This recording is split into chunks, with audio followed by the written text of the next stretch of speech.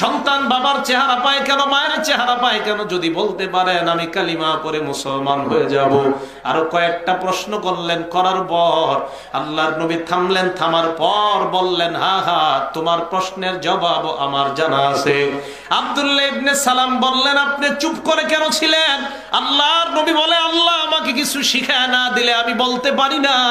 যেই মাত্র তুমি আমাকে প্রশ্ন করলা, আমি চুপচাপ দাঁড়ায় রইলাম, আর জিব্রাইল আমার কানের গোড়ায় মুখ লাগাইয়া এই মুহূর্তে তোমার প্রশ্নের জবাবগুলা আমাকে জানা দেয়।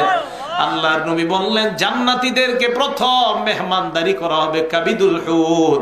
আরেক বর্ণনায় জিয়াদাতু কাবিদুল হুত, মাছের ভুনা কলিজা।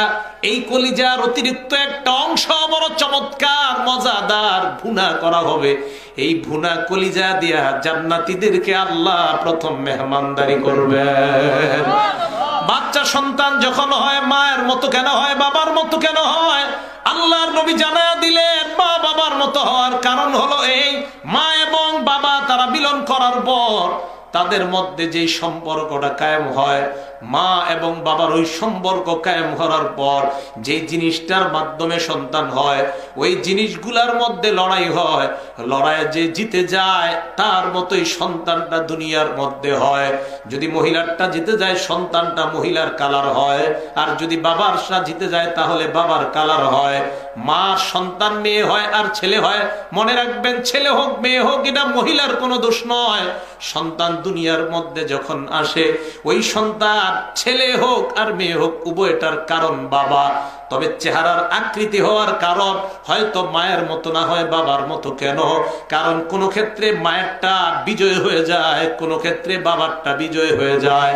বাবারটা যদি বিজয় হয় সন্তানের চেহারা বাবার মতো হয়, মায়েরটা যদি বিজয় হয় সন্তানের চেহারাটা মায়ের কালার হয়।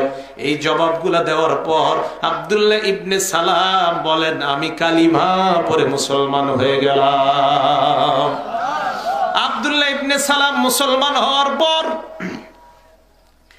আল্লাহর নবীকে বললেন, ইয়া রাসূলুল্লাহ, আমি আমার ইসলাম গ্রহণ করার ব্যাপারটা এখনই আমি প্রকাশ করতে চাই না।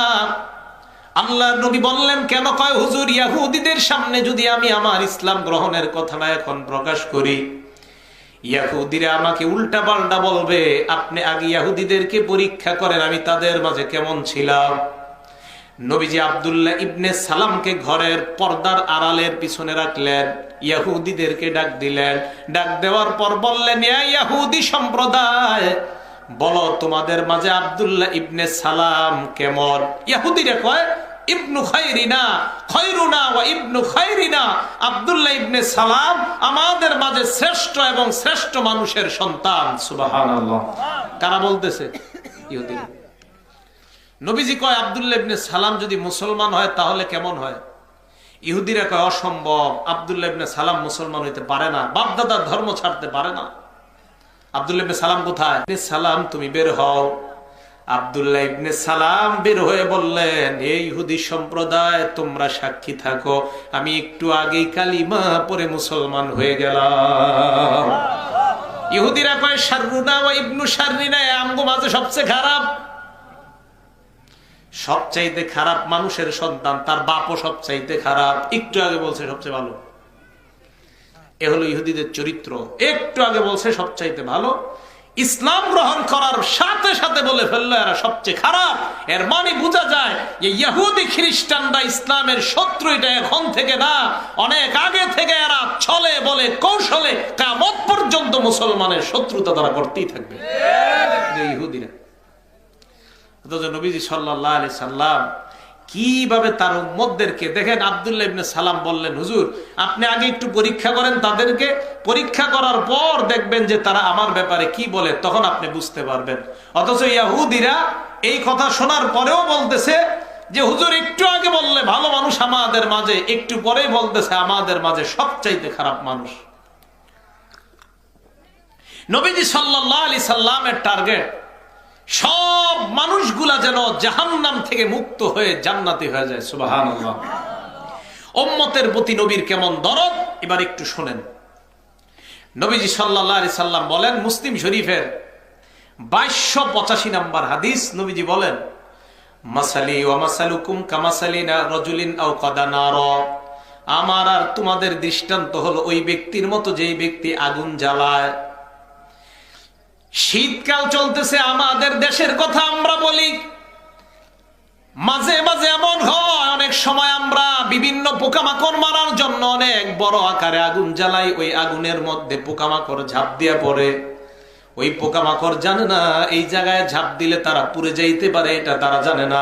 ভালো করে শুনেন, নবী বলেন আমার আর তোমাদের দৃষ্টান্ত এক ব্যক্তি আগুন জ্বালায়, আগুন জ্বালানোর পর ফাজাআলাল জানাদিবু ওয়াল ফারাশ ইয়াকানা ফিহা, ফড়িং আর পতঙ্গ বাহিনী আইসা ওই আগুনের মধ্যে ঝাঁপ দেয়।